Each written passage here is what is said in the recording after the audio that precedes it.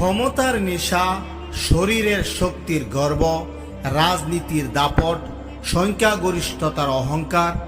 মানুষ যখন নিজের ক্ষমতাকে সব কিছু মনে করে তখন সে ভুলে যায় উপরে একজন আল্লাহ আছেন যিনি সব কিছু দেখছেন। আজ অনেক মানুষ দুর্বলদের চেপে রাখে, গরিবদের অধিকার কেড়ে নেয়, সংখ্যালঘু আর অসহায় মানুষদের তুচ্ছ মনে করে, কারণ তারা ভাবে আমাদের কেউ থামাতে পারবে না। কিন্তু ইতিহাস কখনো অহংকারকে ক্ষমা করেনি। ফেরাউন নিজের রাজত্ব দেখে বলেছিল আমি সবচেয়ে বড়। নমরুদ আল্লাহর সাথে প্রতিদ্বন্দ্বিতা করতে চেয়েছিল।